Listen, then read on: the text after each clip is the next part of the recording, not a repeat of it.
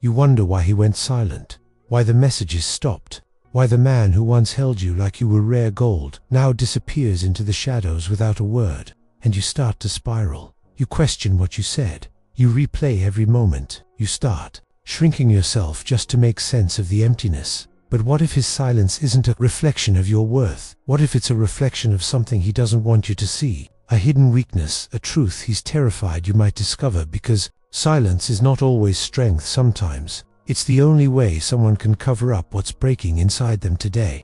We're going deep into the unconscious fears, the buried emotions, and the hidden weakness that silence often tries to mask. This isn't about him, it's about reclaiming your clarity, your power, and your peace. Let's begin. WHN. A man uses silence as RMOR. Silence is often misunderstood. We think of it as maturity, as control, as mystery, but not all silence is wise. Sometimes silence is avoidance. It's the easiest mask to wear when someone has no language for what they feel. It's the armor worn by those who were never taught to express vulnerability without shame. He may have grown up in a space where emotions were dismissed, where expressing confusion, sadness, or need made him weak. So he learned early on that silence was safer than truth, and that's the part no one talks about. Many men don't go quiet because they're strong. They go quiet because they're overwhelmed by feelings they've never been allowed to name. Feelings like fear, insecurity, shame, and most of all, the terror of being seen as not enough. So they disappear, not because you're too much,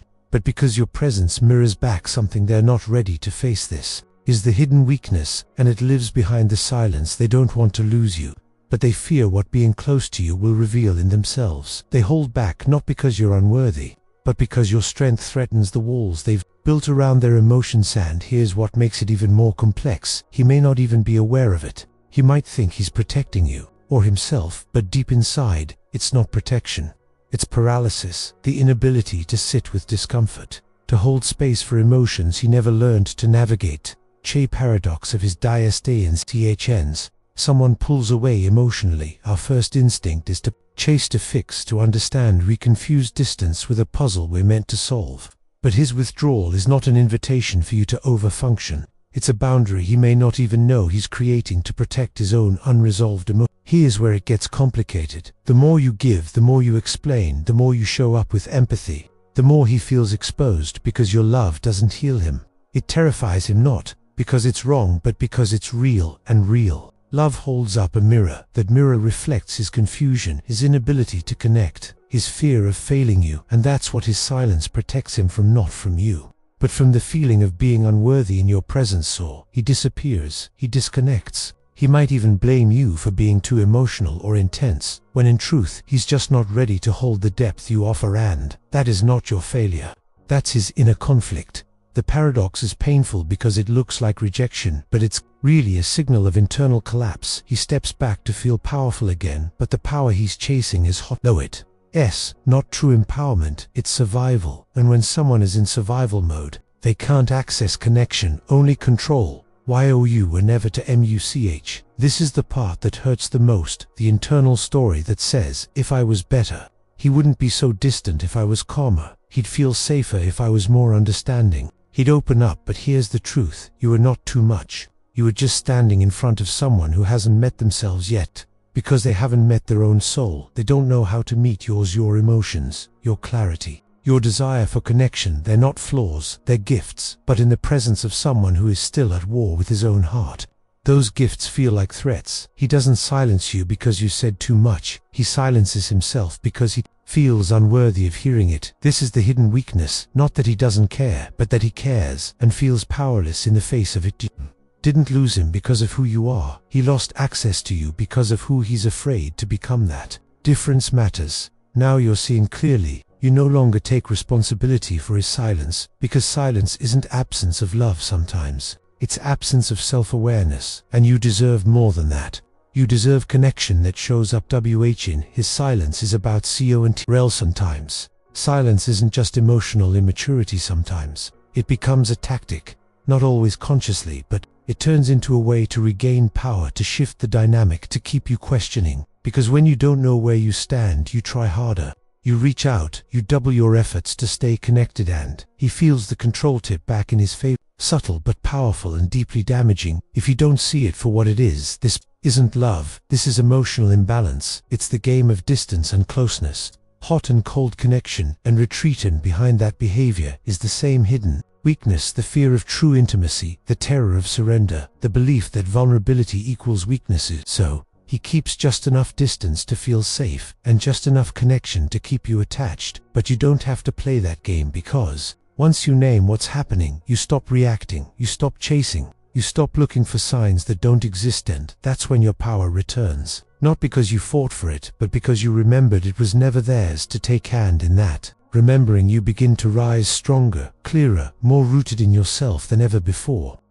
If you're ready to understand not just him, but yourself on a deeper level, there's a way forward. The Jung method helps you reconnect with your inner truth and reclaim emotional clarity. The link is in the pinned comment.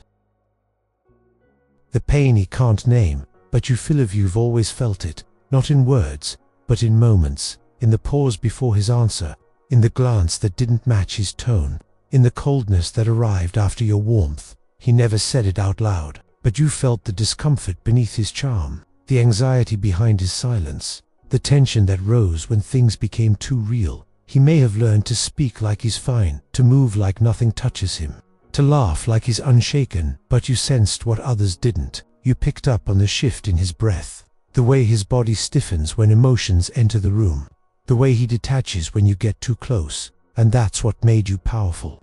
Not because you were trying to fix him, but because you could see him, and being seen is the one thing he never learned how to receive. This is the pain he doesn't talk about, the weakness. He doesn't admit the silent shame that tells him he is unworthy of being truly known, and while he hides it behind silence, you carry the weight of that disconnect. You feel the absence like a wound, because your heart is present where his is protected. But even though it hurts, your sensitivity is not a curse, it is your gift, the very thing that awakens truth. He pulls back when you show up fully. You've likely had moments when everything felt aligned. You were open, present, honest. You weren't playing games.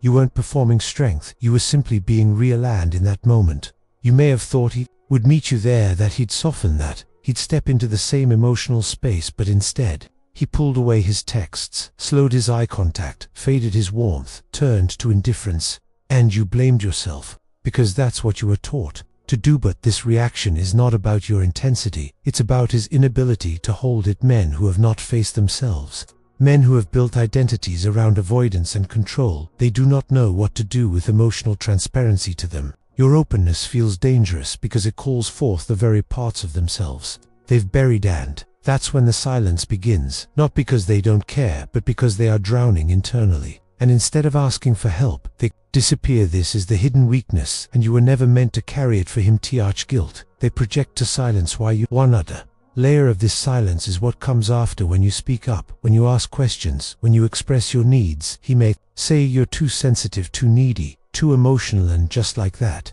your truth gets labeled as drama, your clarity becomes confrontation, your tenderness becomes a threat. But let's be clear, that is not love, that is guilt projection. He feels uncomfortable with your truth, not because it's wrong, but because it forces him to confront his emotional immaturity. He turns your pain into a problem so he doesn't have to see the part he played in creating it, and in that reversal, you begin to doubt yourself. You silence your needs, you shrink your presence, you start to ask less, expect less, and tolerate more. This is how silence becomes a weapon. Not loud but sharp, not aggressive but controlling, and the longer you stay in that pattern, the more disconnected from yourself you become, until one day you wake up and realize the silence was never yours to fix, it was his to face.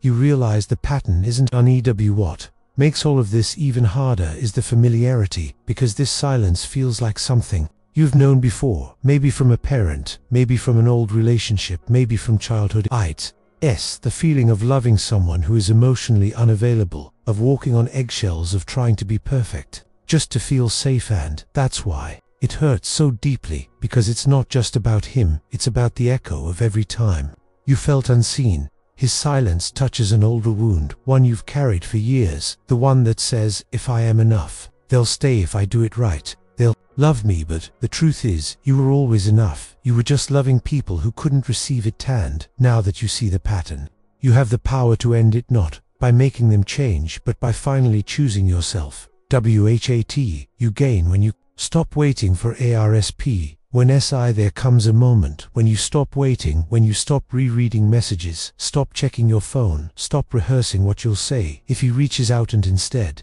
you turn inward, you begin to pour into your own life. You nourish your energy, you create without apology, you breathe without tension, and that's when your healing deepens, because you're no longer living in response to someone else's absence. You're no longer adjusting yourself to their avoidance. You're no longer molding your light to fit their shadow. You stop waiting for them to get it, and you start honoring that you got it too. Saw the truth, you felt the misalignment, you named the confusion, and you walked away. That is strength, not the loud kind, but the soul kind, the kind that doesn't need validation because it already knows its worth. Truth about power and saliency. They say silence is power, but that depends on the intention behind it. There's the silence of stillness and the silence of punishment. There's the silence of peace and the silence of control. There's the silence that comes from self-respect and the silence that comes from emotional avoidance. He may think he's strong for being quiet, but real strength is presence, it's listening, it's being able to hold space for difficult conversations, it's staying emotionally available when it's uncomfortable. So while he may seem powerful, what you're seeing is fragility behind a mask, and you, the one who spoke up, who loved honestly, who stayed soft even when it hurt you, are the powerful one because you chose to stay awake, to feel, to heal, to grow, and to release. That's not weakness, that's transformation too. Power of choosing you in the end. The most powerful decision you make is this: to stop seeing his silence as your rejection and start seeing it as his reflection of what he's unwilling to face, his reflection of what he still has to learn, his reflection of what he may never be ready for. And your choice is not to change him, but to release the burden of trying. You no longer beg for connection, you no longer perform for affection, you no longer shrink for comfort. You return to yourself, and from that space you attract what aligns with who you've become. You no longer fear silence because you've made peace with your own voice, and when you do that, no man's silence can break you again, because now you know the hidden weakness was never yours, it was his to carry and yours to walk away from.